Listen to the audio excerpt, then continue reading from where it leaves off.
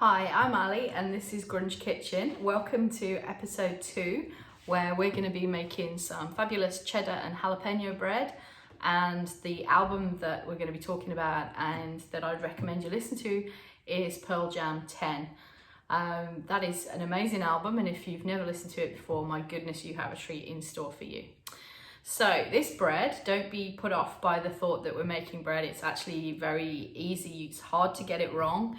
It's the perfect bread for starting with if you've never made bread before. The method is solid and hopefully it gives you the confidence to experiment. Now I should give a shout out here to Brooke Erickson, a friend of mine, for whom I made this bread recently, about a month ago, and that was one of the inspirations for thinking about doing something with a channel. And she was somebody who'd never made bread before. And now she's routinely sending me pictures of her amazing bread, and it made me realise that I love doing this piece of teaching, so why not? And also, if you're enjoying this, if you're watching the channel and you're getting something out of it, please help me by clicking below and subscribing. Below this video will be the subscribe box on YouTube. Please subscribe and share this video, help me get the word out there, and like it as well if you can. And you can also see on the ticker along the bottom of the screen here, there's all the other social media channels that you can find Grunge Kitchen on. I'm really excited at the feedback we've had after the first episode. It's been incredible. I've really enjoyed listening to the feedback, and you'll notice the Wi-Fi password's been removed off the fridge. I mean, I'm in Australia, so the Wi-Fi is so bad, it's very unlikely you'd be able to actually get on our network even if you had the password, but I have taken that on and removed it from the fridge. Also, I'm really open to future albums and recipe ideas. Those of you that know me very well know that I cook and bake all the time, so there's things I've probably cooked for you if you know me. If you think that they're things that might be good on an episode of Grunge Kitchen, then let me know, and please just help me get the word out there about that. So this bread, it's got jalapenos and it's got cheddar in it, but it's a very simple method.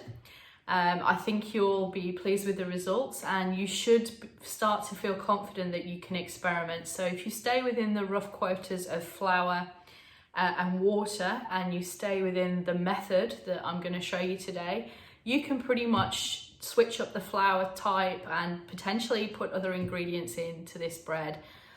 This is a very savoury bread because of what's in it, but it works really well and it's so adaptable. You can use it for many different things once you have the bread made. And the Pearl Jam piece, I mean, my gosh, they're one of my favourite bands of all time.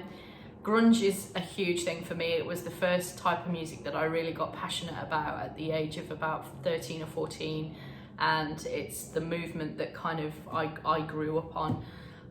So I think this album, Pearl Jam 10, has so many memories for me of a time when I was learning about and becoming passionate about music for the first time. And I would strongly recommend you to listen to it and enjoy it. And if you're already familiar with it, then you know it's a great album. Get it back out, spin that album while you're making this bread, and enjoy it. Okay, let's get on with making this bread, and I'll show you the ingredients. These are the ingredients and the kit that you're going to need today. So I've got a big glass bowl. This is for making your bread in. You're going to use this one because bread rises really well in a glass bowl. So glass or Pyrex is ideal. But if you haven't got glass or Pyrex, any large bowl will do. And you need a second bowl. This bowl's going to have our water and our yeast in it shortly. There's my digital scales underneath. And ingredients wise, we've got bread and pizza flour. Now the words you're looking for are strong flour. That means, or actually the word bread, then you know this is the kind of flour that you need, because it has to be that kind of flour to activate with the yeast. The yeast we're using is these little packets of instant yeast, and this is usually they're a 7-gram packet, and you just need 1 packet like that for this recipe. Salt. We're going to use some of that. I'm using a bread improver, so I just put a teaspoon of this in 500 grams of flour. This is more of a speciality ingredient if you do a lot of baking, but if you do a lot of baking, it's worth having. Just gives you a very consistent bread texture, but it's not essential, and if you haven't got it, don't worry. And then the ingredients that are going to go in it, so I'm using some Australian tasty cheddar. I'm being lazy, it's ready grated, but you could just grate whatever cheese you have in the fridge, and 2 jalapenos. So you don't want strong regular chilies or habaneros or anything like that, because you're not looking for the heat in these. It's more the flavour and a bit of texture within the bread. So I'm just using 2 jalapenos. Okay, so there's the ingredients. Let's get going. So first of all, I'm going to put 525 grams of bread flour into this bowl.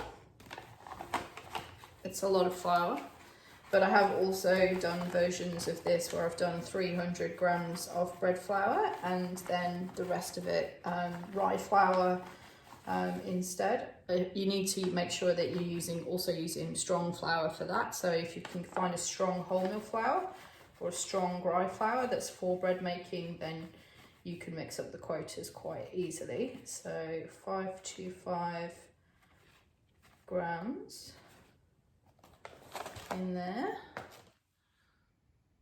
So here's my flour. I've got 525 grams of the strong white bread flour in there, and I'm just going to add a tablespoon of salt. I know it looks like a lot, but you do need the salt in this bread to activate the yeast in the way that you need it to. And basically we're going to put all your dry ingredients in this bowl, and the wet ingredients will go in that bowl, and then we'll mix them together. But let's get the rest of the dry ingredients in this bowl. So that includes the cheese and the jalapenos. So I'm just going to chop these jalapenos into thumb-sized pieces and remove all of the seeds. Here's your jalapenos ready to go into the bread. I should have also said make sure you wash your hands after handling the chili, because you'll know about it if you haven't. And I'm adding a teaspoon of the bread improver to the dry ingredients as well. So that's all of the flour. And then we're going to add the cheese, which I'm going to use a 1/2 cup measure. So it just gives me a rough idea. I'm using a 1/2 cup, which equates to 125 ml cup if you're in Australia. And basically I'm just going to get 2 cupfuls like that. That's going to go into the dry mixture there. That's your cheese in. And in with the chili, the jalapeno. And then what you want to do is give this a good old stir. I'm just going to use a hard spatula like this, and I'm just gonna make sure that everything's mixed really well together, because this is your bread base, so you want that cheese and the jalapeno to be really spread across the flour. And once you've got that really well mixed in, we're just gonna make a well in the middle of this bowl. I'm gonna splash flour everywhere like I do every time I make bread. And that's where your water's going to go in a minute. So in your other bowl, we're going to mix now the yeast and the water. Now it's important to note that this water, which I've got 480 ml here, is warm. It's not hot, but it's warm, and I can dip my finger in it quite easily, but it's definitely warm. Now what I do when I make this bread is I boil the kettle about half an hour, 20 minutes before I'm going to make it, so that the water in the kettle is warm but not hot, and then I just temper it down with some cold water till it's at the right temperature. So you know it's the right temperature when you can easily dip your finger in it, but you can feel the heat. It's not room temperature, it's warm. So I'm going to put this water in that bowl, and then we're just going to empty this packet of yeast in. Now you'll see that the yeast behaves really weirdly and kind of sits on the surface and doesn't really mix in very well, but give it a bit of a stir. You just want the heat of the water to start activating the yeast, and you'll have this like really weird soupy looking water. but that's what you want. So this is the exciting part where we're going to actually put the one into the other. And what you're looking for is a dough that's fairly wet at this point, but you'll see what I mean, that you don't have to really get your hands in there, and you're not expected to with this recipe, so it makes it a bit less daunting if you're new to bread making. What I'm going to do is just pour the entire contents of that bowl in here, and then I'm just going to use my hard spatula to fold it in and turn it into a dough. And you want to get right down there to the bottom of the bowl, and you'll see fairly quickly that you end up with a wet dough.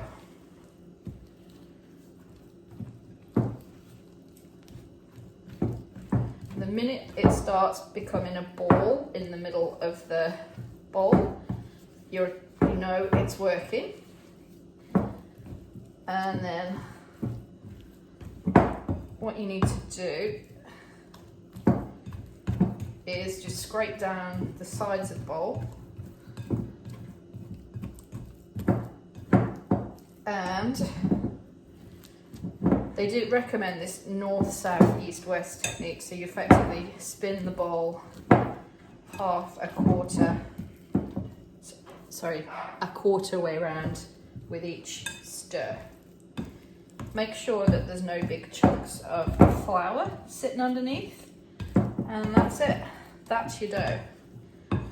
So what we're going to do now is cover it with cling film, saran wrap if you're in America. This is a green version, this degradable version, and we've got to be conscious of the environment. Basically, you're just going to cover this and let it sit for an hour in a warm spot. So we'll go and put it in a warm spot, and then we'll come back.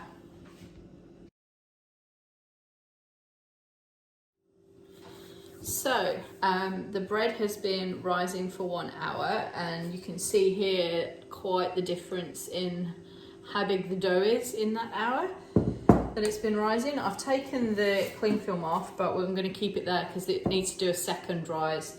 And at this point, we're also going to put our casserole dish or Dutch oven in the oven to get hot. So you can use any casserole dish. I'm using a Pyrex one. The key thing is it needs to have a lid, because that first cook that you do, it needs to be steaming in the heat. So you need something that seals the heat in, and then we take the lid off for the second part of the cook. But what I'm going to do when I put this to prove for its second prove, which is only 30 minutes, is at the same time this goes to prove, that goes in the oven, and it has 30 minutes in the oven at 230 degrees. So what we're going to do with this that's now risen is we're just going to knock it back. So we're going to do that north, south, east, west thing again and pull it in from the outside, and you'll just see that it just goes back down to a smaller size, and it's very elasticy at this point, having proved for a bit. But you can see I've just knocked that back, and you just want to make sure it's not sticking to the sides again, and then we're just going to recover it and put it for its second prove for 30 minutes. And then it'll be going in the oven.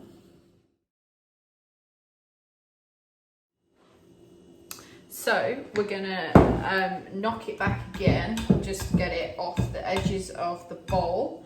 But you can see this is coming away, it's very elastic, and it's not going to be difficult to get this out of the bowl at all, but you just want to make sure it's not stuck to the sides. So what we're going to do then is, this is the only piece where you get your hands actually in the dough, but because the dough is not wet at this point, it's actually not tricky and not that messy. So we're just going to let this ball of dough.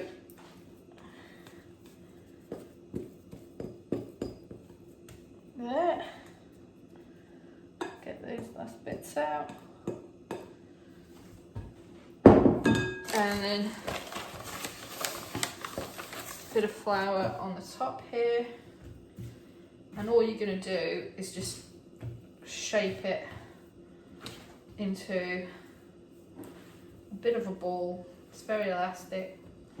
You don't want to work it too much. And then we're going to literally drop it on the baking paper.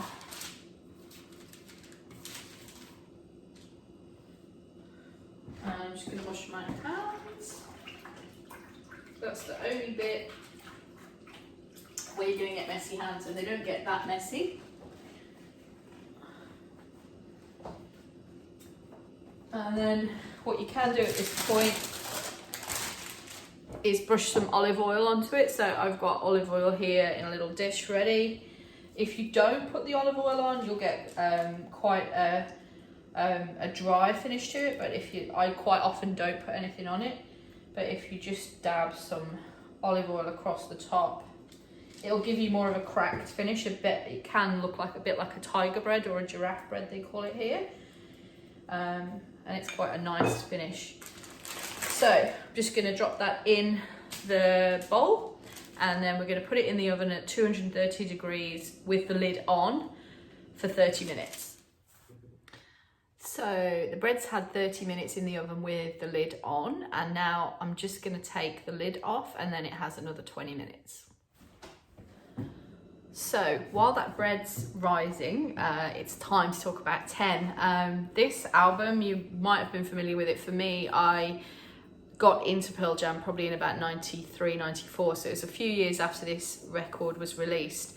10 was their debut album, and they're a San Diego based band, but known as part of the Seattle sound, and they later lived and recorded in and around Seattle. But this was their debut, and it was a pretty amazing debut album. Now, I owned the CD, and I know that owning a CD is rather behind the times these days. Of course, nobody owns CDs anymore. I don't own any CDs, but I do remember about this album that when you bought it on CD, the cover was the cover that you would have seen, which is that, you know, everybody's hands in the air on that image. But this was actually, you could fold it out and you got the full image, which was like this. So you can see the full long version shot of the whole band with their hands in the air, whereas the version that you see on the album cover is just that little bit at the top there with the word Pearl Jam. So that was something I loved about the album artwork, was that you could fold it out and you had that poster of the full band. But some of the tracks on this album just stand the test of time to me. I mean, Alive and Jeremy and Even Flow, there's just so many massive, hard but so melodic songs on this album, and it's a really good listen from start to end. There isn't really a bad track, so if you haven't heard it before, I'd suggest you look it up and stick it on. I'll put the Spotify link in the information below this video on YouTube, so you can make it easy to find and give it a whirl. I mean, it's literally like such a classic, and when I think about grunge, I think about, you know, Nirvana, Pearl Jam, Soundgarden, Alice in Chains. There's like a whole sort of canon of bands, but Pearl Jam's definitely right up in there as a band that you immediately go to. I was lucky enough to see them a few times in the UK growing up, most notably in 1998, I believe, 97, 98 in London at Wembley Arena as was.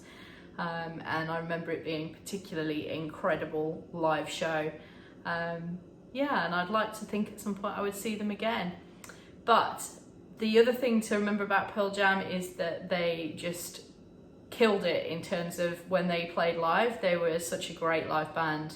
And they were closely linked to so much of the grunge movement as well. If you've seen many of the grunge films from that era, Eddie Vedder and some of the members of Pearl Jam actually feature in Singles, the very good grunge film from the early 90s as well. And they were kind of figureheads for that kind of muso lifestyle, I suppose. So there's a lot of interesting things about Pearl Jam, but if you don't want to believe me on it, just go and listen to 10, give it a whirl, and see what you think. And I'd love to hear what you think. I think for me, it's always going to be my favourite Pearl Jam album. I have listened to a lot of their stuff since then, but it remains at the top of my list of their releases, and I think it always will. Anyway, it goes really well with some cheddar and jalapeno bread, which we'll shortly be getting out of the oven. And yeah, enjoy. This is what the bread looks like when it's just come out the oven, so it's still quite hot to the touch. You can hear though that it sounds hollow, and if I was gonna want to check that it was cooked, that's how it is you can knock on it and it sounds hollow. But anyway, this is your bread. You want to resist the urge to cut into it while it's still hot, because although it smells incredible, if you cut into it while it's hot, it will lose a lot of the steam out of the middle of the bread, and you just won't get the same result as if you can hang on until it's cold. So I'll come back, probably leave this overnight now actually, so that it's fully cool. I'll cover it before we go to bed, and then I'll cut it tomorrow and show you what it looks like cut, and then we can try it. This bread has now had about 4 hours to cool, and it's completely cold to the touch. I can't feel any heat in it. That's when you should ideally slice it, and I'm just going to slice it through the middle because that makes it easier for us to store it. And then I'm going to show you what the inside looks like. Yep, there's the inside of the bread. You can see bits of jalapeno and how even the crust is. This is a really simple, easy loaf, but my goodness, it is tasty. You can't really see the bits of cheese, but they're kind of spread around this, and it makes the bread really moist. Also means you actually don't need to use a lot or any butter on it. It makes amazing sandwiches without butter because the fat from the cheese is in the bread. So anyway, that's the bread. We'll come back tomorrow and eat some of it together, but for now, that's all.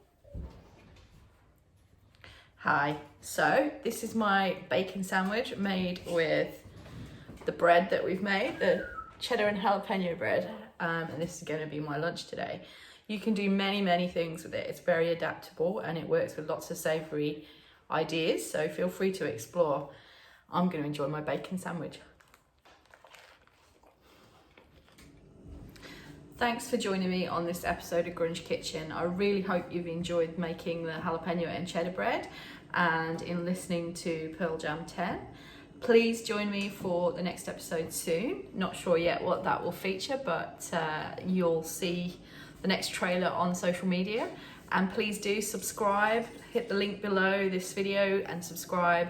Like us, follow us on all social media channels, and please share this video if you've enjoyed it so we can get the word out there. Really appreciate it, and see you again soon. Bye.